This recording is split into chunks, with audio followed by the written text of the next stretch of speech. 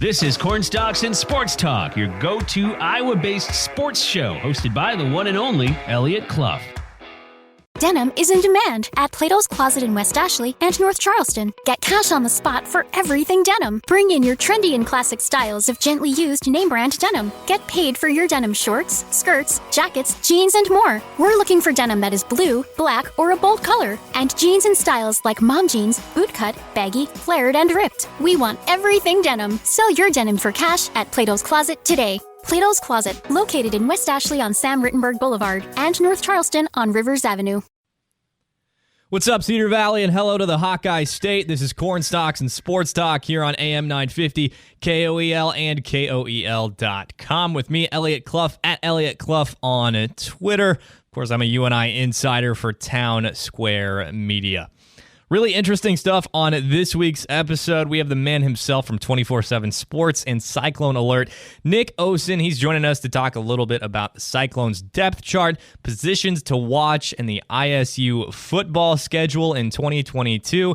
And then Tom Keating, the executive director of the IHSAA, hops on to tell us about the recent NIL information that was released in the 2022-2023 handbook by the IHSAA. And great insight there. Of course, that was a huge deal this week. So very excited for you to hear that conversation with Tom. On this first segment, we're going to talk some UNI football with who else but me, UNI insider for Town Square Media, Elliot Clough. If you want to follow me on Twitter, it's at Elliot Clough. All the UNI information there. I want to discuss the position battles that are currently going on within the UNI football team as we head into the season. Of course, their first football game is coming up in just 2 weeks. It's on September 3rd at Air Force, which I will be there for. Of course, you're still going to get Cornstalks and Sports Talk on that weekend, but I will be there in Colorado. Very excited about that. Anywho, we enter this fall camp as we do every year, like we've mentioned before, the quarterback competition at the forefront because it's a Coach Farley-led team. It's gospel at this point for head coach Mark Farley that there will be a quarterback competition going into camp and a few weeks away from that first game of the season. Of course, the two guys that are competing for that top job are Theo Day, the transfer from Michigan State, who started a majority of games for UNI last season, and then Matt Morrissey, who's a transfer from Trinity Valley Community College. And for some, it's kind of a shock that there's even a competition. I mean, we didn't really get to see much of Matt Morrissey last season, except for in the playoff game against Eastern Washington, which was rough. You look at the box score, and that tells you all you need to see from what we got from Matt Morrissey in that game. Of course, Theo Day, he went down with an ankle injury at that point in time, but Day is coming off a season where he was part of the All-MVFC newcomer team. He's the incumbent, like I said. The guys know him and his play. I was at practice yesterday, and I saw him link with Dion McShane on a 50-yard bomb. That was not yesterday, but Thursday, rather. And, you know, we know what the offense was last year, right? I mean, I tweeted this out when Sean Watson decided he was going to move on, last year's offensive coordinator. Mediocre at best, like 60s and 70s for just about every single statistical ranking in the FCS. And so I am personally expecting the offense to take a big jump this year. You know, they're not going to be in the top 10 of anything. I don't necessarily think. That's not UNI's MO, right? But everything I've heard says that that this leap is going to come from the offense, and I think Theo Day is going to be a big part of that. Now, the competition for him at that quarterback position, rather, is Matt Morrissey, who I've told you multiple times, the kid can sling it. You can see it in the articles that I put together on the KOEL website. We've got tape from him from Trinity Valley Community College. You can check that out on that article. He can launch it, and I've heard a lot of good things about his ability to sling the ball. But he's not the incumbent guy, right? He's not a Michigan State transfer like Theo Day. I have heard a lot of good things about him, but I haven't necessarily seen it. He's one of those kids that when he goes to throw the ball, it's so effortless and it still zings. You know, it's one of those natural things that you can't necessarily teach. But in terms of translating it onto the football field, I haven't seen it yet, nor have you. What I have been told is that with this competition going on, Theo Day may have actually gotten into his head a little bit. And fair enough. I mean, like, he's the incumbent starter, right? When you come back off a year where you were the guy at quarterback and nobody else is brought in, there's not a talented freshman, there's not another transfer that's going for your job, it's the same guy that backed you up last year, that's got to mess with you a little bit, right? Like, you can be the most calm, cool, collected guy, and then you see somebody else getting half your snaps. That's not a thing that's, great for the ego, or let alone for your starting quarterback to have in his head. But what I've also been told is that this last week he's really settled into that position. He's separated himself, and I'm expecting the news on Monday to be that he is the starter for the first week against Air Force, and he will be the starter going forward. That's what I'm expecting, and I would be pretty surprised if we hear otherwise. Now, there are a few other positions where you probably could say that there is some form of a competition going on. Now, generally speaking, it's more so with the second, third tier guys that could or will get time when the top guys eventually, somebody's going to get hurt, right? It sucks. I hate to say it. It's part of college football. It's part of sports. Somebody's going to get hurt. Another player in the depth chart, second, third spot, is going to have to step up. Generally speaking, that's where it's at. When I look at the cornerback position, it might be a little bit different. Now we're flipping from quarter to corner, okay? Corner as in Stephon Black II and Woo Governor, who was a transfer from Central Michigan. Got a little bit of time last year, returned some punts, but these are the two primary corners. Steph, he came in as a freshman and started when Omar Brown was out. Woo comes in, and this guy is established. He can play multiple positions. He told me in the 3-3-5 that he will probably play that top safety position. Corby Sander kind of made that famous. That's if Corby goes down, rather. So he is being relied upon in a big variety of ways, rather. And when I've seen him at practice, he's probably the most vocal guy on that side of the field, other than Corby. Corby is the energy guy. Woo is the hey XYZ. Hey XY. Hey Blue 42. He's calling out adjustments and making sure people know what's going on. Now, he's not the Mike linebacker by any means, but he's doing as much as he can at that corner position. Like I said, those are the two primary guys. But then this is where talent comes in. Two transfers, uber talented, Miguel Edwards and Jonathan Fenix. I don't think I've talked about Miguel Edwards here on Cornstalks and Sports Talk on AM 950 KOEL and KOEL.com. I don't think I've talked about Miguel Edwards or Jonathan Fenix. I did write an article about Miguel Edwards. Again, you can find that on KOEL.com. But Edwards is really, really talented. I talked with Benny Sapp a little bit about it. Benny Sapp III, that is. And they had known each other back in high school, and he really knows the game. It's more so about learning UNI's defense as to why he's not necessarily in there with the ones yet. He did split time with the ones and the twos from a couple weeks ago when I saw practice. And to tell you anything about Miguel is to tell you that he started his college football career at Oklahoma with the Sooners under Lincoln Riley. Yeah. Then he went to Independence Community College. He wasn't getting the time he wanted, so he transferred to Independence Community College, and they didn't play their 2020 season due to COVID. He then transferred to Western Kentucky and played pretty good ball last year. I believe he had a couple interceptions and several, I think there might be double digits Pats breakups. I probably should look that up. But Miguel Edwards is super talented. He deserves to get some playing time one way or another. And it's not always just going to be Woo and Steph out there, right? They're going to get multiple looks from the UNI defense. So I fully expect Miguel Edwards to be out there one way or another. And who knows? With a guy that's had that experience and has that level of talent, he could get a starting corner position sooner rather than later. Jonathan Fenix is a transfer. He went to Houston initially, then transferred to Northern Arizona. Now he's in Cedar Falls, and what I've seen from him, he's got a real shot to compete too. He can hit hard, and I think if at the very least He'll be on special teams. Same thing for Damian Cremiti, who is a transfer from Western Illinois. And now, when I said that second, third string thing, that's really about these next two positions. It's running back, and then it's the wide receiver room. And we'll address running back first quickly because it's not the biggest deal. I mean, you got two guys that you know you're going to get contribution from in the running back room that's going to get the majority of the reps. That's Dom Williams and that's Vance McShane. That's done deal. Those guys are in those starting two positions. They were last year along with Bradrick Shaw, but this year it's those two guaranteed.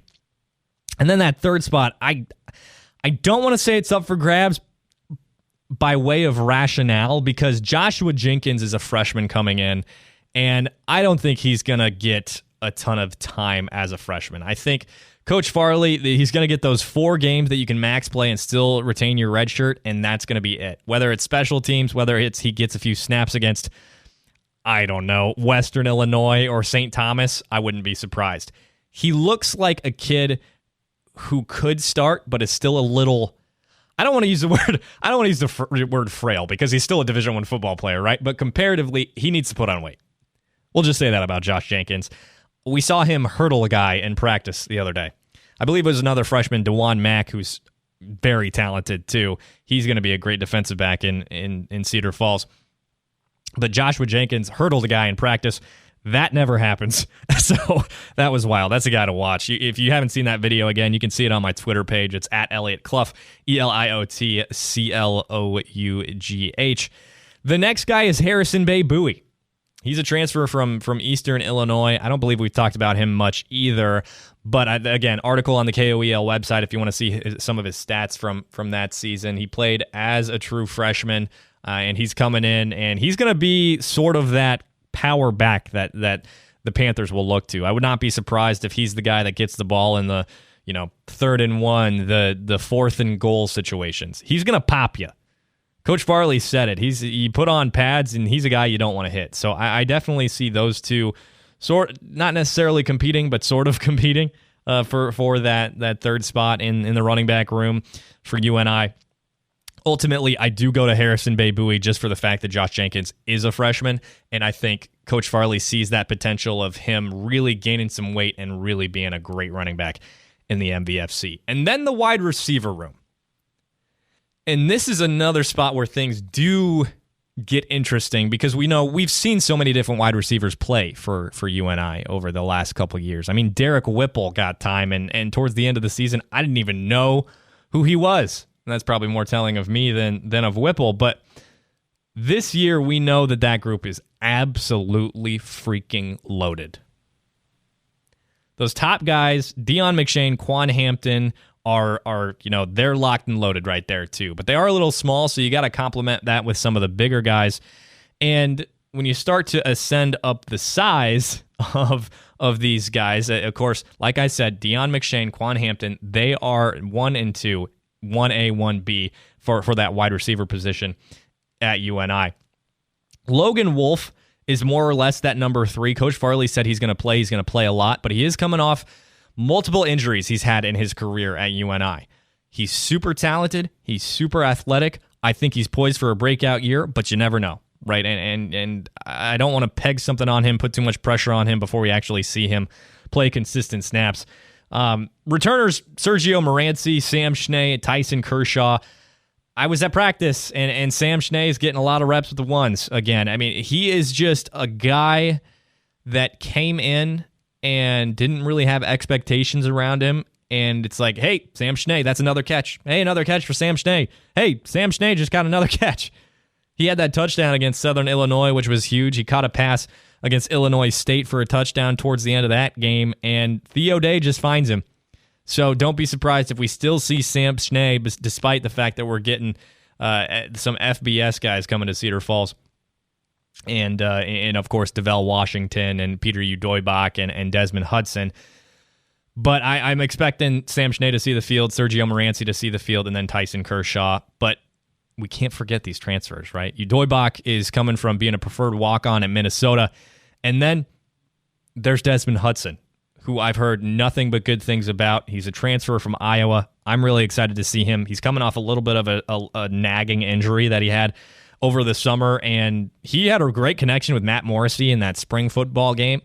I think that could certainly be built with Theo Day, but for right now, I see Theo's safety option being the default guy. It's like, I don't have anybody open. There you go. It's to me, it's Quan, but also like sort of Sam Schnee, and then Dion is just a guy that's going to get open down the field by way of speed. So there you go. Those are the 4 positions I do see any sort of competition going on. It's quarterback, cornerback, running back, and wide receiver for the UNI Football Panthers.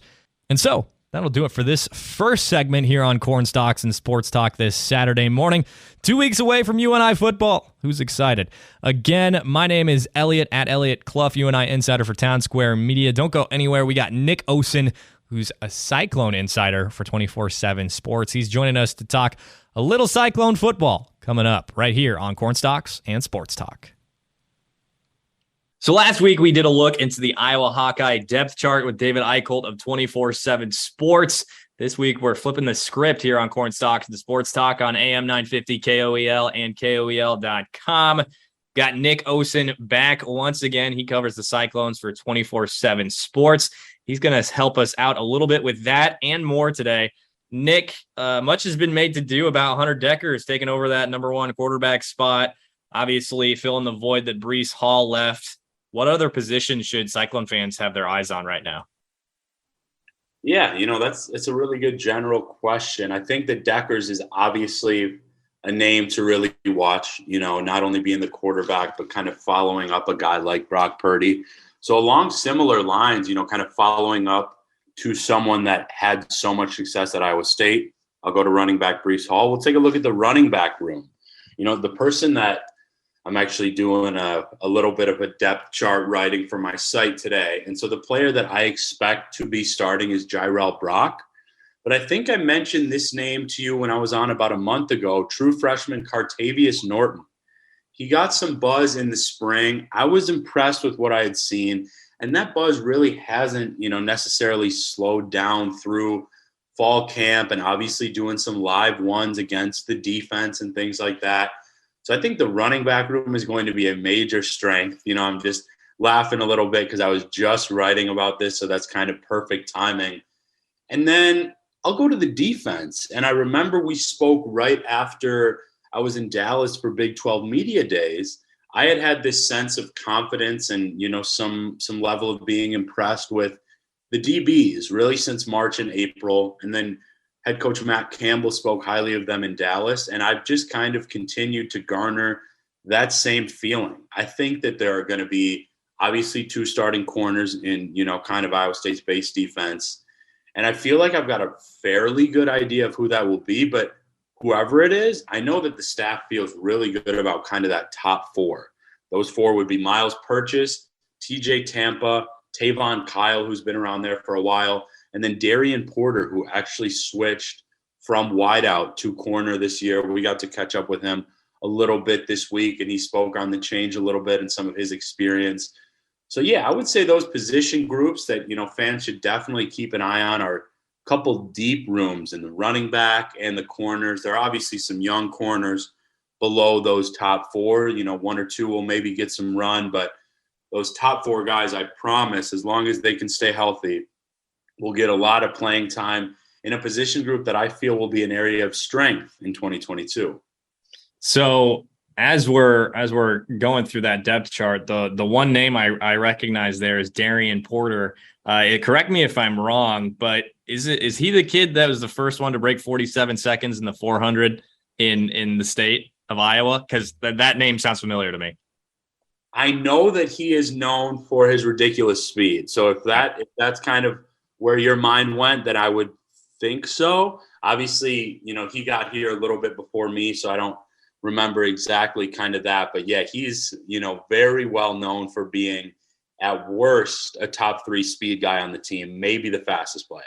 Big old track guy right here. So so back in my track days, I ran 49.2 and I thought I was fast. And then he ran 46.9 to break the state record. And my ego went out the window. But anyway, One big name that people are excited about too is Colby Reeder, that transfer linebacker from Delaware. He's filling that gap that Mike Rose left now that he's gone. What have you learned about him so far? Is he ready to take that leap up to the FBS level? Yeah, certainly he is. Reeder is impressed essentially since he first got to Ames. He was, not only strong physically, but I think he was a legitimate force kind of in some of the winter workouts in the weight room, things like that. I just heard a lot of positives there. And then one of the linebackers recently, I believe it was Gary Vaughn, but someone that we spoke with at, a press conference kind of brought up Reeder and his veteran leadership and how he's performed so far without necessarily being asked about him directly. So I don't think that, the linebacker room is necessarily going to have the names and star power that they maybe had the last couple of years. I know you mentioned Mike Rose. That's somebody that's got a pretty legitimate shot from what I've seen at making the Kansas City Chiefs roster, or at least a practice squad, which is a huge deal playing that position coming from Iowa State. So I think that Reeder is on his way to at least doing a good enough job to fill those shoes. But by all accounts, he had a really strong practice last week. Linebackers coach Tyson Veit shared that with us in a group press conference. And I would expect, the linebacker room, it's not going to have some of those same names and faces, but the production should still be there. And I know that there's kind of an overwhelming comfort and confidence because essentially it's a lot of older players that have been around a long time, between Vaughn that I mentioned, Reeder, and Orion Vance, who I'm sure you recognize that name very well. In addition, kind of a veteran leader, as well as someone that's put up some pretty gaudy numbers at times as a Cyclone. So I think linebacker could be a reliable group in the middle of that 3-3-5 defense. I tell you what, people who are listening, if you don't know who Colby Reeder is, give it a Google. That man is massive. I'm excited to see him make that jump and see what he can do with the Cyclone defense. Again, we're talking with Nick Osen from 24/7 Sports. He covers the Cyclones there. Another thing too, a lot of people that look into college football and where teams are going to end up in the rankings, they look at the non-conference schedule. That's always super important before Iowa State opens up with the Big 12. They've got SEMO, Iowa, and Ohio. Are you pro this non-conference schedule? Do you think it's good enough? I mean, obviously Iowa is going to be right on that tipping point of the top 25, but then you got, SEMO, who I'm pretty sure they're FCS, and then Ohio, who's not Power 5. What do you think about that non-conference schedule? Yeah, I think I would think a way to kind of wade into the waters a little bit to kind of really get comfortable and get the season going. But smack in the middle of those three teams, as you just mentioned, is a major rival in Iowa. Now, I know Cyclones fans might not love this, but I think that the Hawkeyes might be a little bit underrated right now. I didn't see them in, kind of all of the preseason rankings. I think they return, really some major talent on defense, including some new freshmen as well that there are some high expectations for. So I think that's going to be a really tough game. That being said, if Iowa State is able to use the strengths of quarterback Hunter Deckers to kind of the magnitude that it could get to, and stretching the field, going deep with some of those threats, like I know Xavier Hutchinson, we talked about a lot. You love watching that player, Jalen Knoll, and then a newer receiver in Dimitri Stanley to Iowa State. I think there's a shot if they can stretch out that defense and give Deckers enough time. This will be another really, really close game in the Cy-Hawk battle. That'll be taking place in Iowa City. I can't wait to cover that. But in terms of the overall non-conference, I definitely get your point at some of those other teams and kind of the competition the Cyclones are facing. But with a legitimate squad from the Big Ten in Iowa, smack dab in the middle there, I think that's certainly enough to wake up the team if they're not already, which I expect them to be week one in the early going, because there aren't necessarily those Iowa State legends that you're just going to fall back on this year's team to really get the job done. And I mean, you look at the remainder of that schedule, you look at the Big 12. I mean, they're playing Oklahoma, Baylor, Oklahoma State. They're all ranked. to start the season. And I mean, who knows? TCU, those Texas Tech, they're Big 12 teams, right? So that anything can happen. But I'd say their conference schedule is tough enough for them to really ascend into the rankings, despite the non-con and playing SEMO and Ohio.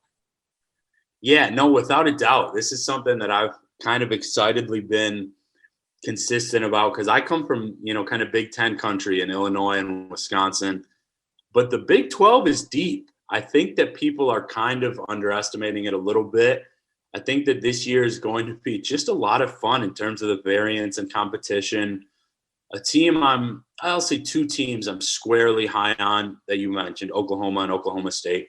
But then there are teams with varying expectations like Texas. I literally just a little bit ago, they named their starting quarterback in the highly regarded, highly recruited Quinn Ewers. I believe he obviously transferred from Ohio State. So that's going to be really interesting against live competition. Doesn't sound like he won that battle in a landslide. Other teams like TCU, you mentioned, a newer regime there.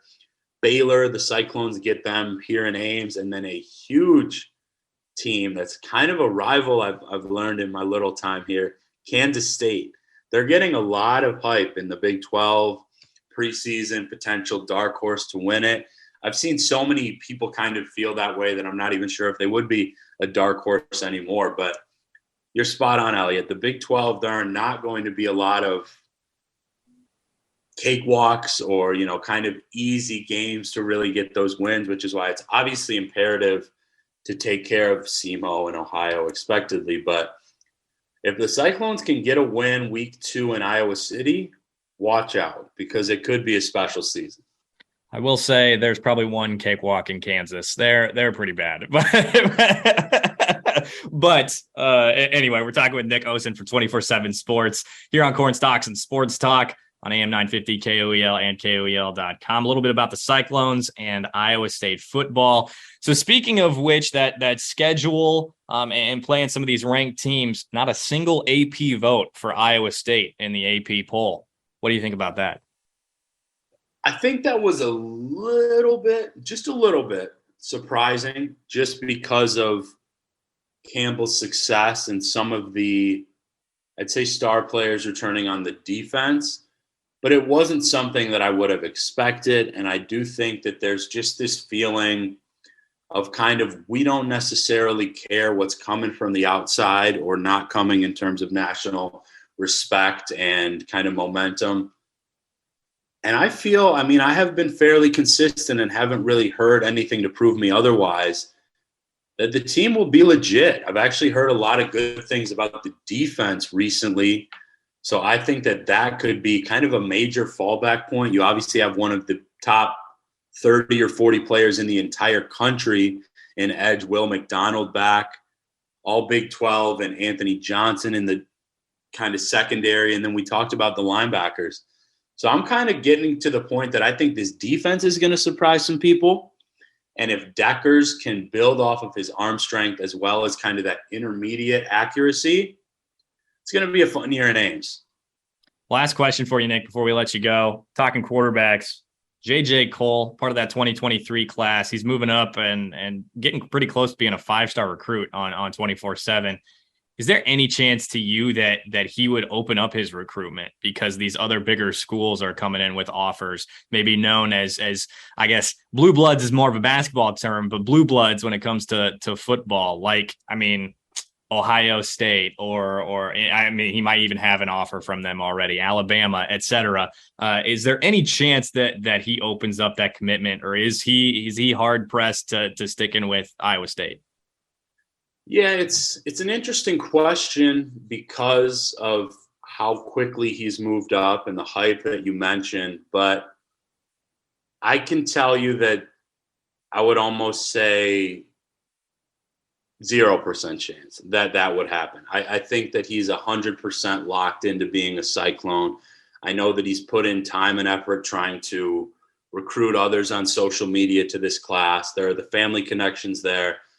And J.J. Cole thinks very highly of Iowa State and the potential that not only he could have there, but kind of the future of the program. So yeah, he didn't have an offer from Ohio State. They were a school that I believe checked in, and some other blue bloods, like you said, have done the same. He's an incredible talent, but I will be 1,000,000% shell shocked if he's not in Ames. That's the plan. I think that's where he will be, and I think he will be a future cornerstone for the Cyclones. Special arm talent there in local quarterback J.J. Cole. And can you tell me that his commitment to Iowa State is largely because of Matt Campbell? Is it because of the players they have around? Is it because it's close to home? Can you tell me why he's so set on the Cyclones? Yeah, I think the biggest thing that, he's kind of told me when we've done interviews for articles and things like that is, and even before he had committed, where, there was a lot of kind of buzz around him, Iowa State got in early. They consistently made him a priority. And, he feels very wanted and respected in Ames. And that's all on top of, a good relationship with Matt Campbell, belief in the program, the local areas. But no, I think that both sides feel really good about that. And, quite honestly, I'm hoping that I can be in this position for a while, because as a fan of football, I'm excited to see what he can do in Ames, because there are a lot of good quarterbacks in this class. And that 2023 and kind of that recruiting aspect is a big part of my job. And I really do believe he can sling it with the best of them. He is, by all accounts, a top 10 quarterback in the class. And in some of his strengths, he could be even higher. So he's an impressive kid, really good thrower of the football straight up. And that's why expectations are not only high, for Iowa State in the future with him, but for his senior football season here in Ankeny, where I live as well. He is quickly ascending. Very excited to see what he does, not only with Ankeny, but of course as a Cyclone too. He is Nick Osen at The Real Nick Osen on Twitter from 24/7 Sports. He needs some Cyclone coverage. Go give him a follow. Check out his writing on 247sports.com. Nick, we appreciate you, brother. Time always flies here, my dude. I appreciate you. Talk to you soon. Okay, don't go anywhere. We got Tom Keating, Executive Director of the IHSAA, joining us this morning. He's going to tell us about the NIL Guidance Handbook that was just released by the IHSAA. Very interesting stuff. Don't go anywhere. Stay right here on AM 950 KOEL and KOEL.com for more Cornstalks and Sports Talk. This week, the IHSAA and IGHSAU released guidance for Iowa high school athletes seeking to receive compensation in the form of NIL deals. That's, of course, for their name, image, and likeness. Now, we usually don't talk high school sports here on Cornstalks and Sports Talk on AM 950 KOEL and KOEL.com, but this is a big one. So joining us now is Tom Keating, Executive Director of the IHSAA. Tom, thanks so much for joining us today. Hey, my pleasure. Thanks for having me. So one thing that our go between Chris made sure to emphasize in an email that I sent him so we could get this set up was that no laws or college eligibility things have changed, but this is just the IHSAA just putting out this guidance information so people can best understand how to go about NIL deals with high schoolers. Is that pretty much correct? Yeah, that's the gist. It's never been prohibited. It's just never been a thing, right? So here we are, and the light is green. And we just felt like it was important for us to give some sort of guidance to help our families navigate through this. And so the timing, does this follow what happened at the college level? Is that really the timing or the reasoning why this guidance has been put into the playbook, so to speak, going into the school year? Sure. I think once NIL became a reality in college athletics, the conversation started about how soon and if it would filter down to high schools. Those conversations took place mostly at the national level with our NFHS, the National Federation, which is the overarching organization for all of our state associations. And so we had legal presentations and we had NCAA presentations, and we had some states that had already tried to get ahead of it present. and talk about what their guidelines and their policies might be. So there's been a lot of conversation, I'd say, in the past probably 8 months. And then most state associations got serious about developing guidelines within the last 6 months. And back in June, we presented to our Board of Control a draft of what it might look like. They gave us some feedback. We did a few tweaks. And then both Gene and I presented to our boards in August for approval. And again, those came after both of us did our due diligence with our own legal counsel to make sure that we were in compliance. And so you mentioned this thing going on for multiple months now. Obviously, the conversation started however long ago. Was there a thought process of we want to get ahead of this because, well, clearly with NIL, that everything's become the Wild West in college sports. So was that the conversation? We want to make sure we're ahead of things getting too crazy at the high school level. I think that was part of it, and I think the other piece was we were getting just a few inquiries from parents on what if my son or daughter had an opportunity, or what if they were approached, what should we know? And we felt like the sooner we could put some of that together, the better. The other was that I think the hard part, Elliot, was that students have always been able to make money, right? They can go work in a bank, they can go work at a car wash, they could go work at a restaurant. They've always been able to do that. This is just a new way for them that they hadn't thought about. Very much like 30 years ago, was there a personal computer sale or a repair person? Was there an iPhone repair person 30 years ago? Well, no, but those things exist now, and NIL is a reality. It's an opportunity that kids can take advantage of. So, here we are, and we better learn how to navigate it. Yeah, definitely. Again, we're talking with Tom Keating from the IHSAA about NIL guidance and everything that was released by the IHSAA over this week. With the release of the guidance, I'm sure there are people thinking, what if this becomes like college, where there are collectives to pay athletes to come to certain schools? From my understanding, it looks like you addressed that in the guidance page of the handbook. Can you tell us a little bit more about that for those people that might have those concerns? Sure. And I think, as soon as people hear NIL, they think Alabama football, and they assume that high school is going to turn into the same kind of an experience like that. There are cases where we've got some high-profile high school athletes with pretty big deals. Jaden Rashada out in California has that $9 million deal, and when you look back at some of the athletes that Iowa has had the pleasure of watching, Harrison Barnes, Marcus Page, Caitlin Clark. Now we have Ben Keeter, we have Omaha Blue. We've got a lot of great athletes in our state, and so the chances that they're going to get some of these opportunities are pretty good. Now, at what level is that going to get to? Now, to your point about the collectives, et cetera, our rules on undue influence are pretty clear, and something like that would fall under undue influence, and schools would not be able to put those things together.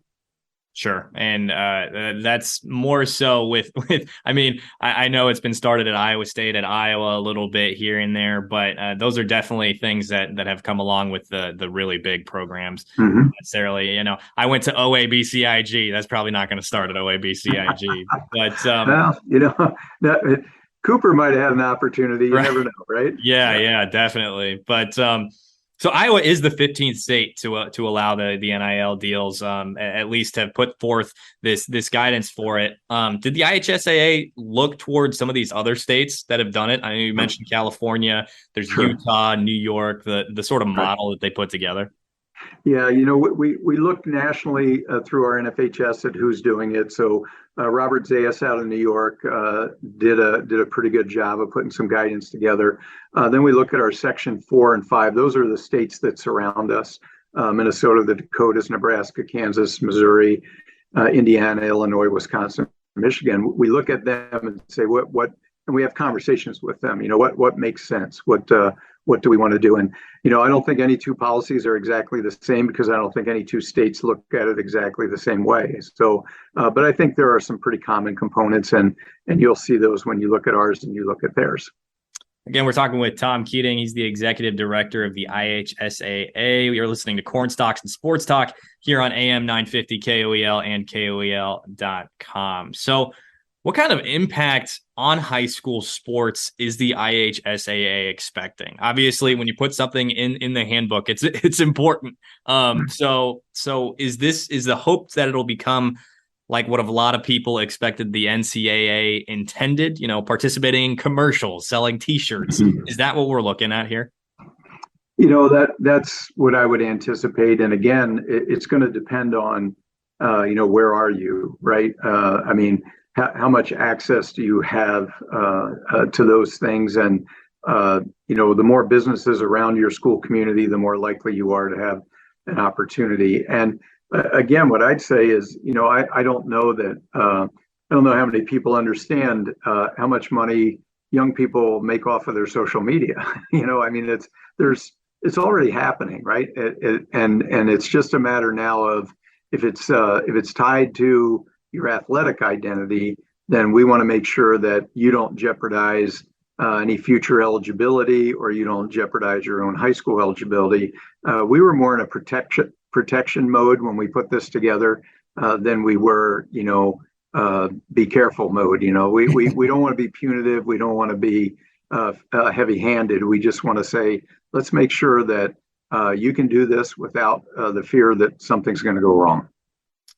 One final, or I guess there are a few more questions for you. Sure. Right? So some of these athletes, they're looking at the opportunity to make money at this high level, and they might be coming from a family where this is just completely new, and it's new for a lot of people, right? The opportunity to make money for athletics.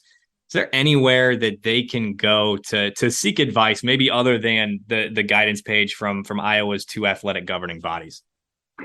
I think we, as you saw in our guidance, we think if you've got an opportunity, it's important to make sure that you contact an attorney to take a look at what you're going to sign.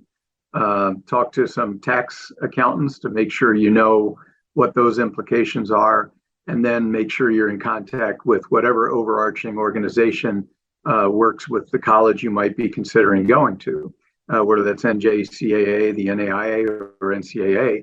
Do you make sure you know what their eligibility rules are in relation to NIL? And again, I want to go back to, when we talk about sports, we're talking about name, image, and likeness, because people will recognize that through your participation in sports. Not that you're going to perform to get that money, but you are recognized as someone who does that. And and again, people who play a musical instrument, people who do comedy, people that they're making money off their name, image, and likeness as well. So this is just another a branch of that. And if students can benefit from it, then terrific. That's good. Now let's help them. So on that topic, in terms of you can't be compensated for making a certain amount of free throws, right? Running for a certain amount of yards. And that is the goal there, like you mentioned too, is to protect the athlete, right? So just frankly, how does that protect the athlete? Just for clarification purposes, and so people can understand that a little better.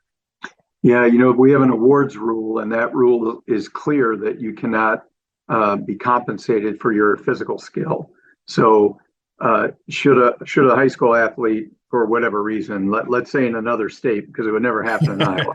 So let's suppose somebody makes a deal that for every field goal I kick, I get $25 from John's Auto Repair Shop.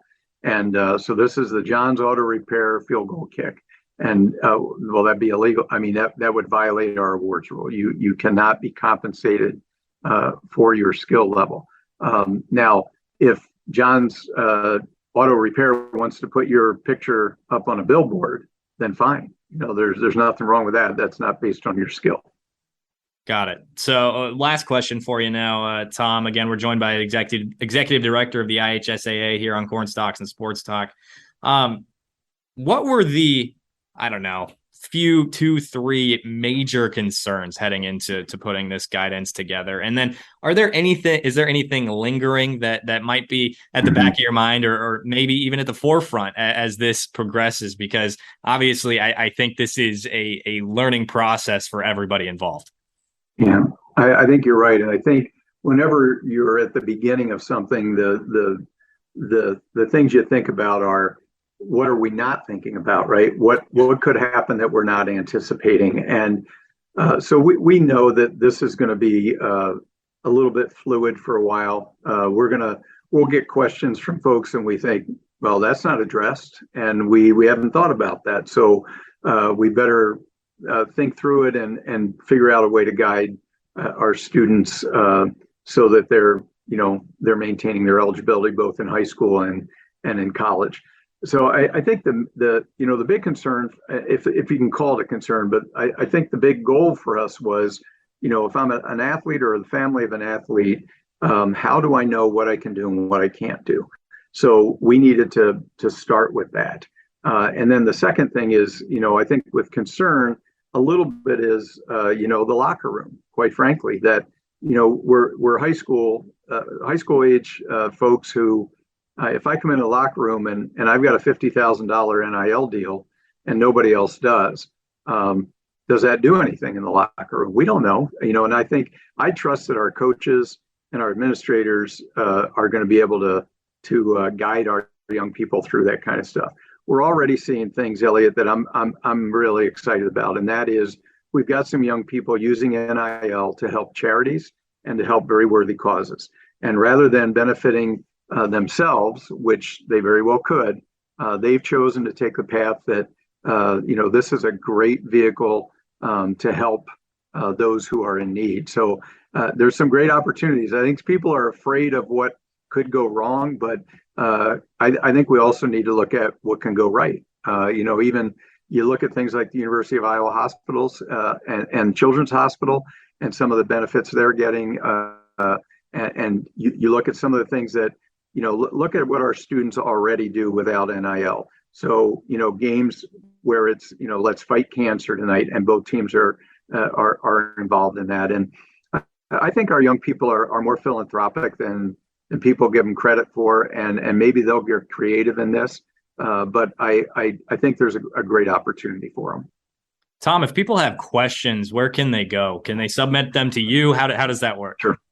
Yeah, I think it's we'll be educating our ADs a little bit more so that we want to answer their questions first. So when parents call them, they've got that's their first line of information, and so sort of train the trainers, right? We're gonna figure out a way to get them as informed as they can be, so that the questions don't stump them. But if people have concerns or they have questions that they don't know the answers to, they can certainly reach out to us. That's what we're here for. Perfect. He is Tom Keating, Executive Director from the IHSAA, talking a little bit about NIL deals at the high school level with us here on Corn Stalks and Sports Talk this morning. Tom, we appreciate you taking some time. Elliot, thanks so much for having me, and my best to you. And that'll do it for this week's episode of Corn Stalks and Sports Talk. Thanks so much for tuning in, everybody. Great stuff from both Tom Keating and, of course, Nick Osen from 24/7 Sports. If you missed any part of today's episode, you can always tune in to us on Apple Podcasts, Spotify, Google Play, Amazon Music, wherever you get your podcasts. Our guest segments with video are also available on YouTube. If you want to find me there, just search Elliot Clough. You'll see it. Subscribe while you're there. Also, when you're listening on Apple Podcasts, Spotify, Google Play, whatever, please leave a rate and review and subscribe or follow. That helps us out so much with exposure, and we really do appreciate it a lot. So once again, folks, I am Elliot Clough, at Elliot Clough on Twitter, UNI Insider for Town Square Media. This was another week's episode of Corn Stalks and Sports Talk.